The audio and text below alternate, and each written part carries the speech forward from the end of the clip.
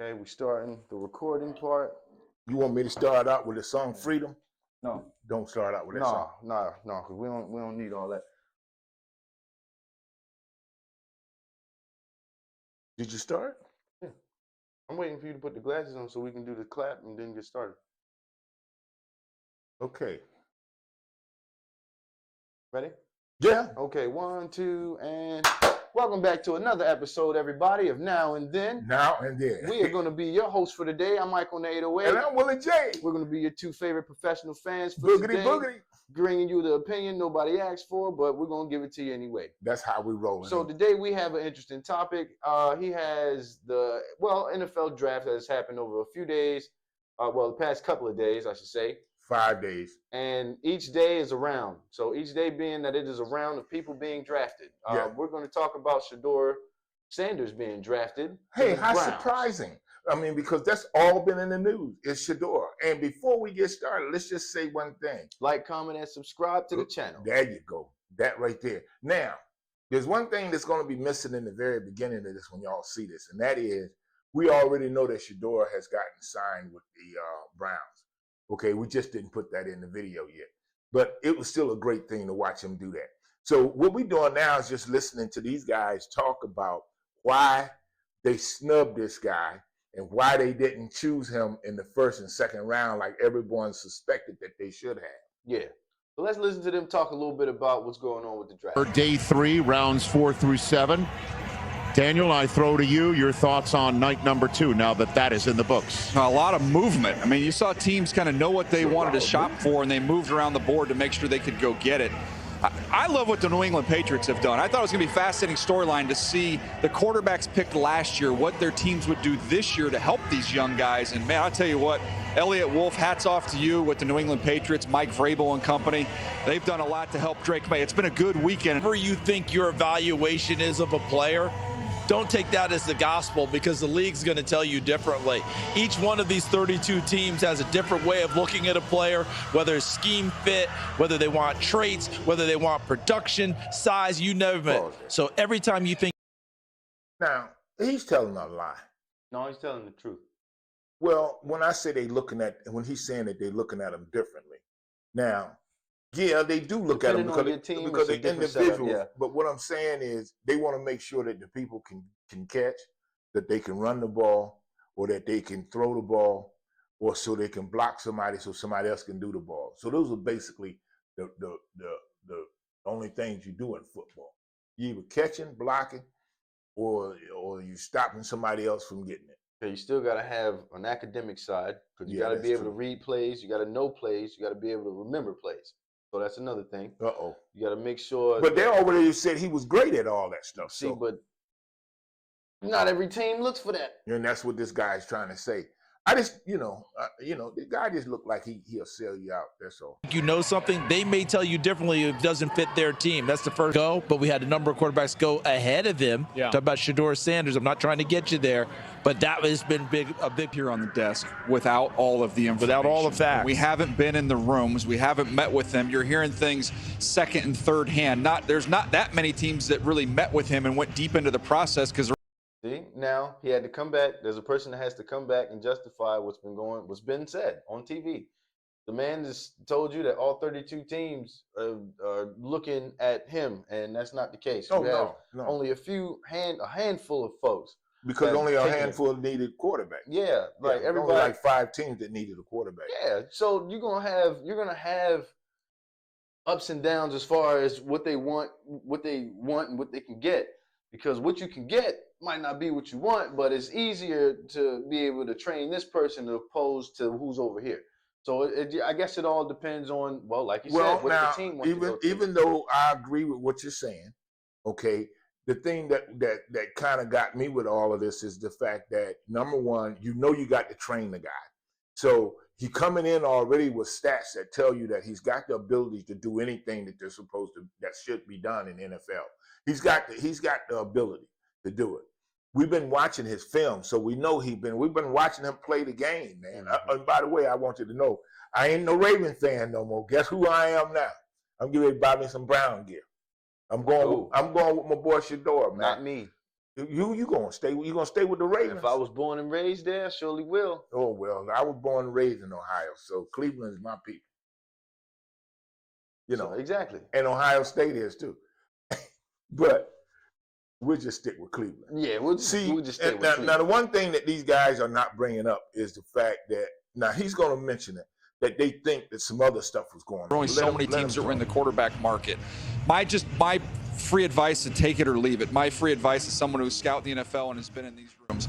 If I was advising Shedeur, I wouldn't do it on social media. I would pick up a phone. I would get the numbers of some of the general managers of teams that you met with, and I would call them and say, please understand, I'm coming. There's no cameras coming with me. Social media is not going to be a big part of it. Anything you might ever be concerned about. I am a football player. I love this game. I put time into it. It's incredibly important to me. I just beg of you to give me the opportunity. I'm not going to come in there. I'm not going to come in there and ruffle any feathers. I'm going to come in there and work, and I'm going to earn my job. What do you think about what he just said? As far as, which part? How he's saying that Shedeur should come with his hat in his hand and saying, could y'all please take me? You know. He basically just said, he said, you've seen what I can do. You've seen the abilities that I have. I'm just asking for the opportunity. That's different than hands and knees begging. Well, this guy is talking about going in there humble and saying, he's basically telling him to go in there and beg. That's what he's doing. The one that was just talking, the white guy. But that's not what he was saying, though. Okay, what was he saying then? I'm not going to come in there. I'm not going to come in there and ruffle any feathers. I'm going to come in there and work. I'm not going to come in there and ruffle any feathers. I'm not going to come in there acting all crazy. I'm going to come in there with what I need to do. You see, I have the abilities to do it. I'm asking for the chance, is what he literally said. Okay, but number one, have you ever known Shedeur to raise the ruffle feathers? That's what he's saying. He said, I'm not coming in here to ruffle any feathers. Well, he hasn't done that anyways. But he's saying it from Shedeur's standpoint. He's saying it from what he would be saying. But why would he say that when he don't do it anyways? That's my point. He's trying to make it seem like that Shedeur is already acting this way. That's not a part of the programming. He's telling you what he thinks should be what is said to him getting the opportunity. I understand what the man is saying. Then why are you saying that he's telling something different than what he's saying? Because this guy right here, from his perspective, he's trying to tell a young black man that, yes, he is. No, he's not. He's speaking as a white man, but he's speaking through Shedeur's perspective. That's where this is coming from.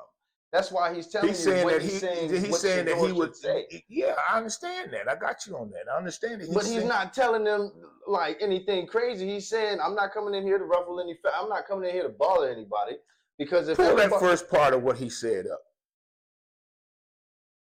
Social media is not going to be a big part of it. Anything you might ever be. If I was advising Shedeur, okay, if I was advising Shedeur. Tonight, I wouldn't do it on social media. Tonight, I wouldn't do it on social media. I would pick up a phone. I would get the numbers of some. I would pick up a phone and call. Didn't he just put up that thank God for everything on Twitter? Yeah, but he don't talk about the game. He didn't talk about what the situation was. Yeah, he's not saying that he would either. He's saying that he wouldn't take the comments that he's getting ready to say to the internet.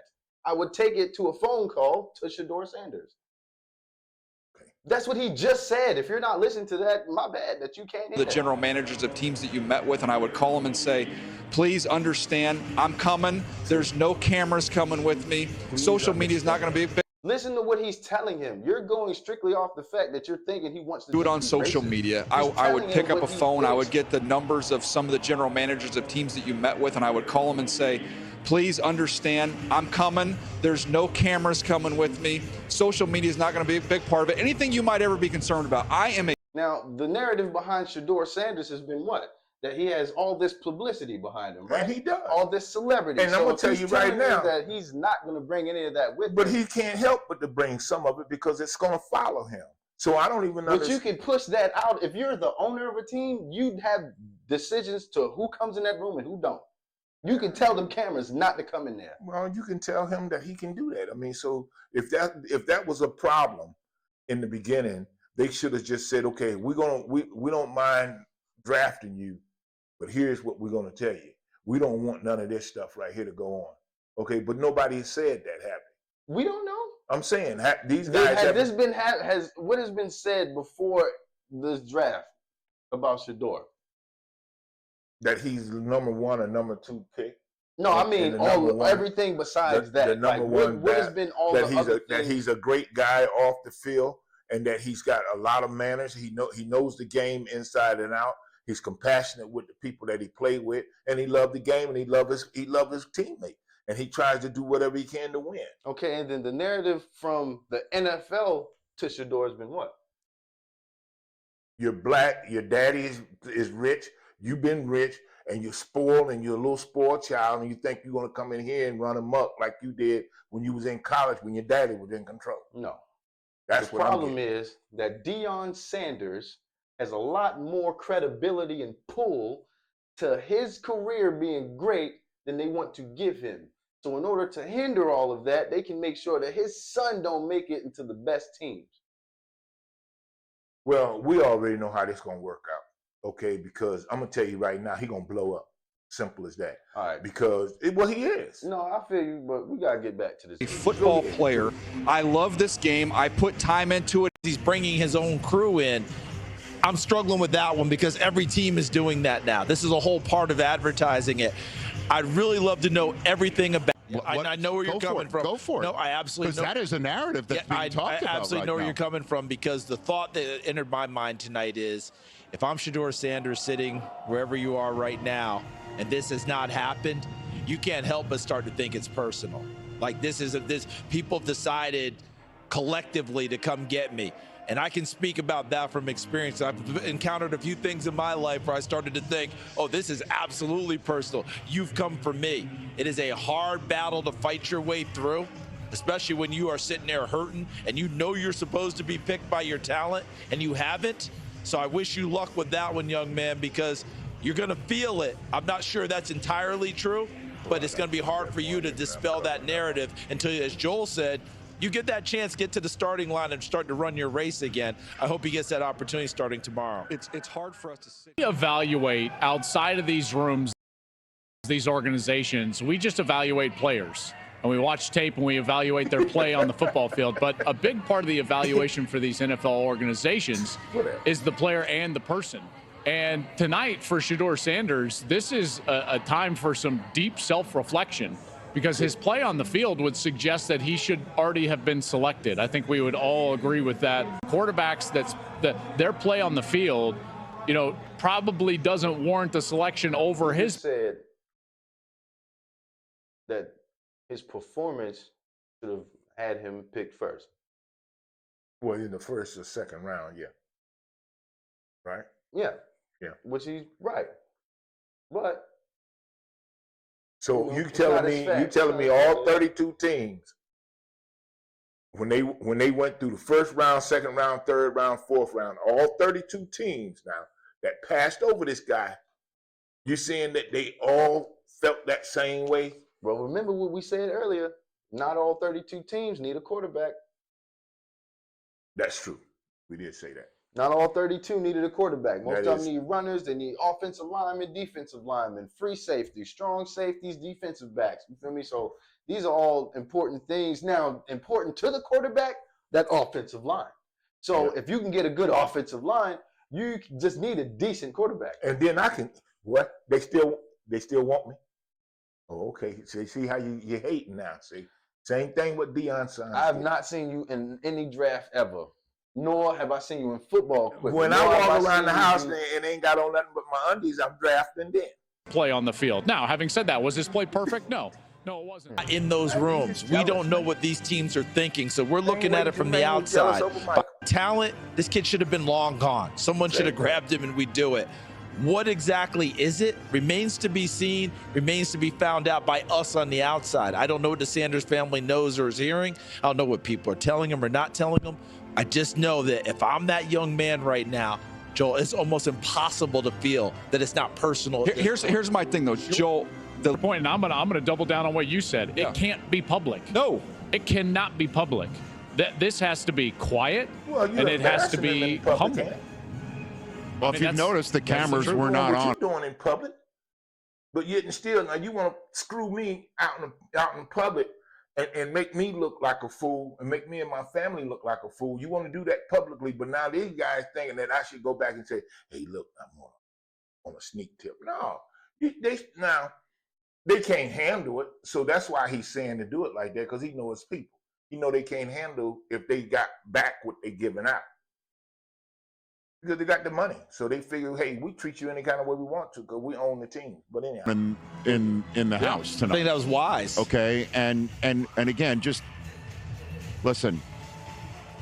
I wouldn't invite cameras in on my pain. Deion's a detriment when it's his own son, but when it's Travis Hunter, the kid just no problem. He's second overall because it's his talent. He wasn't coached up, and it's in a significant enough way, right? I mean, so Deion doesn't get the credit for Travis Hunter being second overall. Oh, I think we all sat up here and gave.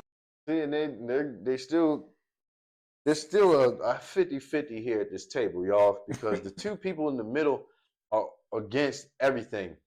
And the two people on the outer side are trying to keep the two of them inside. Now, you do know that that's what they do all the time with debate. Yeah, but now they should be 2 and 2. There should be 2 on one side and 2 on the opposite side. Like no, I like the way they got it. Yeah, but we do know that's how debates happen. Yeah. But when it's his own son, oh my goodness, he's got this reality show, he's got that reality show. Deion's going to start talking about my business in front of cameras, and all of a sudden my locker room's going to be a mess. Unless you have a better grasp on your own locker room and your own organization, and you run it the way you want. And if there's anybody that would know about your organization is run by you the way you want, it's Deion Sanders, who's clearly running the Colorado program the way he wants. Excuse me.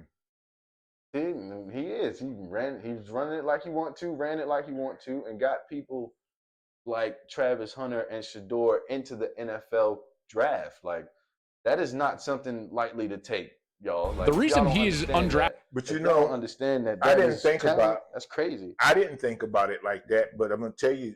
Now that this guy had brought this up, I was like, he brought a whole bunch of other guys because his son, Shiloh, went to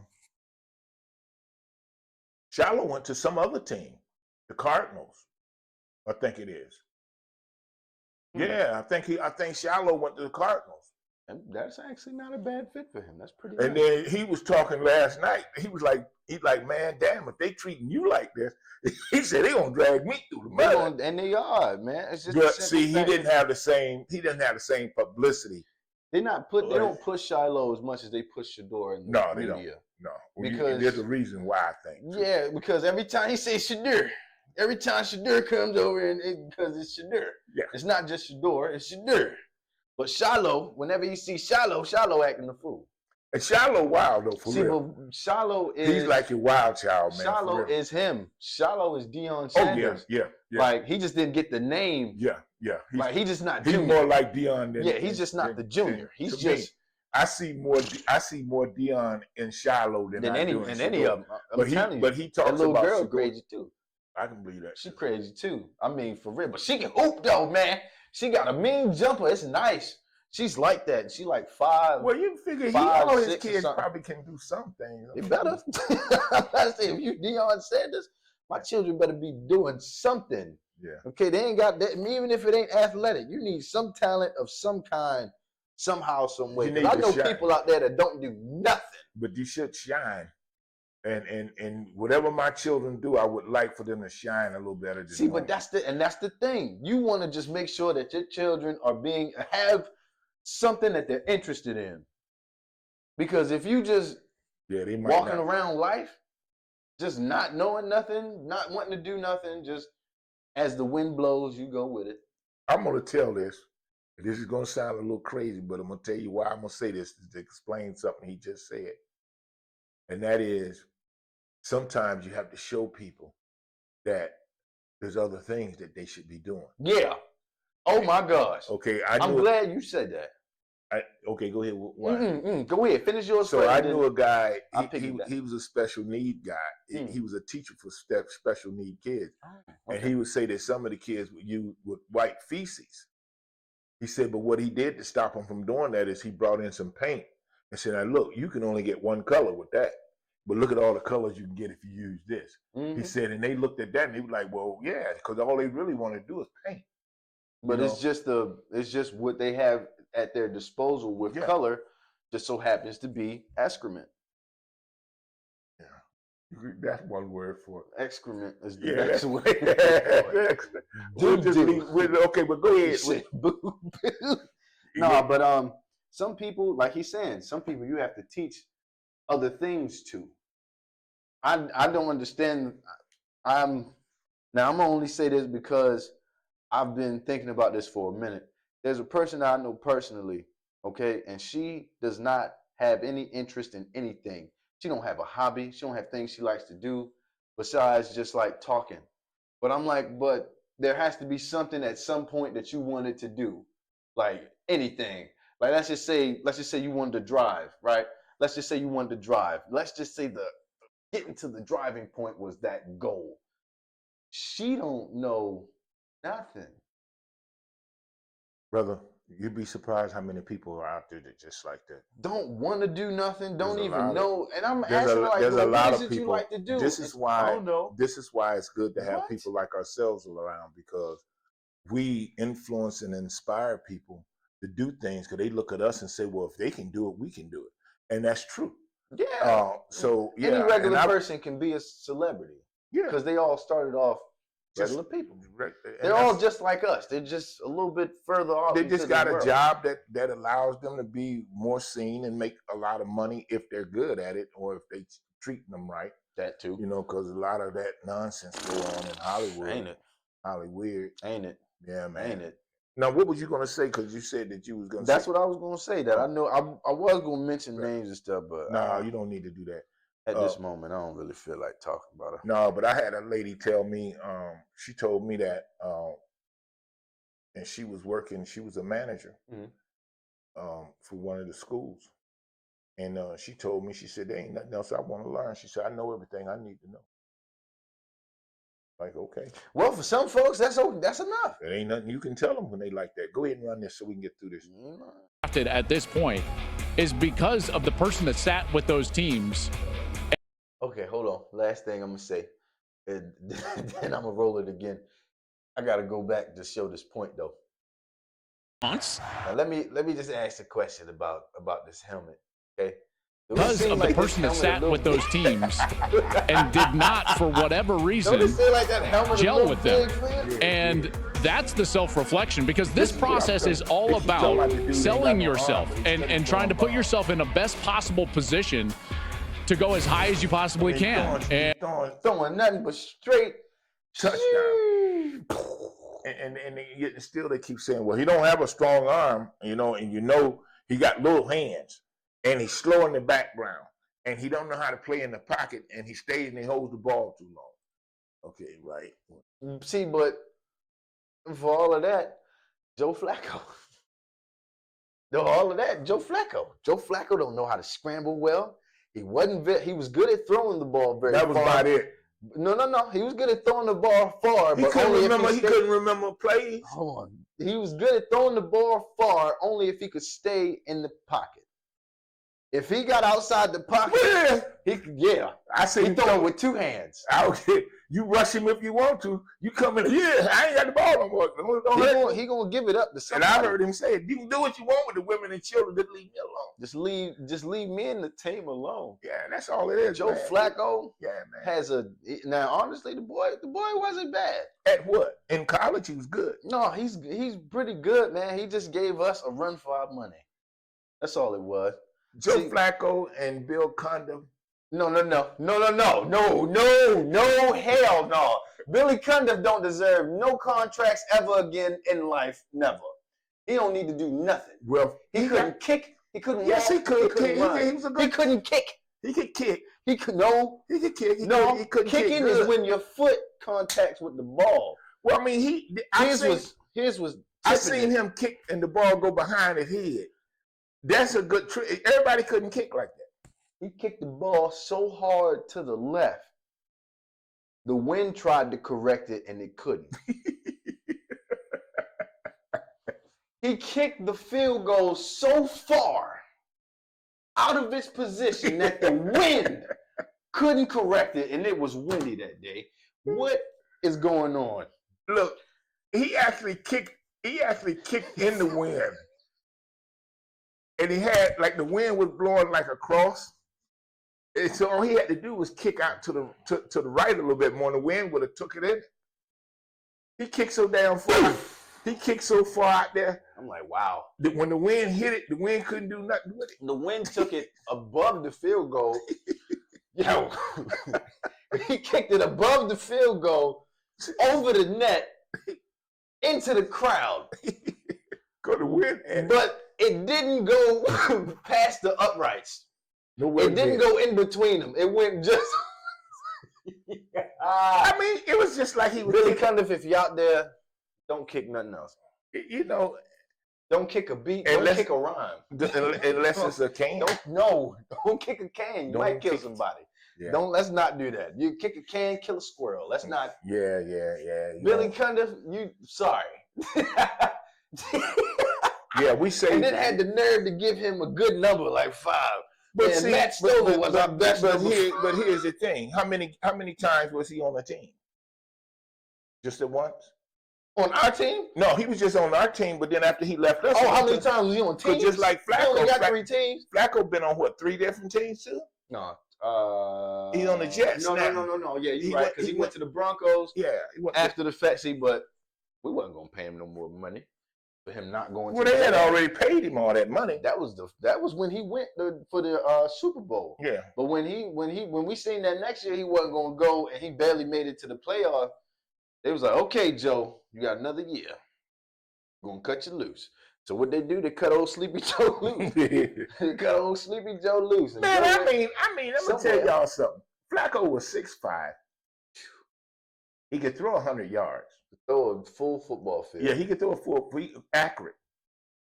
But as DJ Khaled say, accurate. The biggest problem to me that Joe Flacco had, is if you rush him, he's gonna throw that ball somewhere. He gonna throw it out. He gonna throw it out. It's just like they say Shador. Just like they say Shador hold the ball too long. Shit. He don't even hold the ball. Joe Flacco say, "Hack!" As soon as that ball hit his hands, look. If he's supposed to be giving it to somebody and they ain't there, he still let the ball go. He don't grab. He don't grab it. Turn this way. Hey, if you the running, if you this one, he gonna turn this way. If you the person that's running that he's supposed to be giving the ball to and hand off to you, and you ain't what you supposed to do when he do like that. Shit, Joe didn't hold the ball. No, he ain't gonna hold it at all. That meant they were gonna try to tackle him. And you know, at one time they did tackle him and hurt him. Well, that he was out. He took him out of the season for a couple. He was acting. About 4. But he was acting crazy then. They was telling Joe right then, Joe, don't be trying to do nothing extraordinary. Joe said, "Oh yeah, he was trying to run." Ha! Did that little slide and they came across his head. Pow! Joe was like, hold up. Yeah, that was a bad hit. He said, sub. He said, go play with matches. Sub. He said, he looked at that boy, you don't even play with matches. He's like, yeah, that's the same. Can we see the rest of this? Yeah, you right. Yeah. Well, I don't know, because these, you know, no, started talking crazy. Parcel of a head coach not being able to control the narrative. I mean, Bill Belichick would put velvet ropes around any cameras, anything, and then that would be completely removed. If the Pittsburgh Steelers chose Shador Sanders, what do you think? Mike Tomlin's suddenly going to have the narrative consume his locker room? No, there's somebody like Cam Hayward in there and TJ Watt in there and a whole bunch of veterans that can absolutely handle this sort of thing. So I don't kind of buy that. The one thing that I do want to push back on as well, or at least get your thoughts on, is the narrative that I'm seeing everywhere, that there are league folks who are trying to teach the Sanders family a lesson. That's the whole idea of the whole Shador draft. And you know what? You can stop it right there. We ain't got to go no further. That's the whole idea of the whole Shador draft. Don't forget to like, comment, and subscribe to and then click that bell that you want to be notified that we're dropping videos. And we've been going live, y'all. So don't forget to tune in to the live shows too, y'all. Yeah, when we do the live for the schedule one, game. At this point, it's just been that, just because I'm just trying to hurry up and get finished with that one. Mm-hmm. But I think I'm gonna start doing like just chilling, just sitting on there watching certain things. Okay. And then just being here with whoever's in the chat at that point, just doing it For me, because that seemed to be the best result for, without being just all tired and keep yourself up going. I ain't got to constantly talk about something and keep you intrigued. Like you can watch it and also be intrigued with me, So it's just a lot of back and forth, but we're going to get there, y'all. We're going to get there. So once again, thank everybody for tuning in to the episode for today. We have been Now and Then. I'm Ike on the 808. This is Willie J. Woo, woo. We have been your two favorite professional fans with the opinions that nobody ever asked for, but we give them to y'all anyway. Let me just explain to y'all what professional fans is. That means we don't get paid, so we don't play. We can't play basketball. Well, we can play, but we ain't professionally. We don't play basketball, football, soccer, badminton.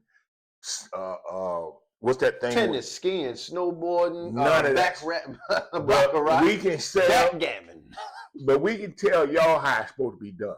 I can tell you for sure how it's supposed to be played. And we ain't got no expertise other than what we got a little bit. We got a little bit. It ain't enough to measure. So, anyways, we just want you to know when we say we professional fans, that's what we talk about. That's what we talk. And that's the reference point we're coming from. And that's what so until the next time, y'all. Peace.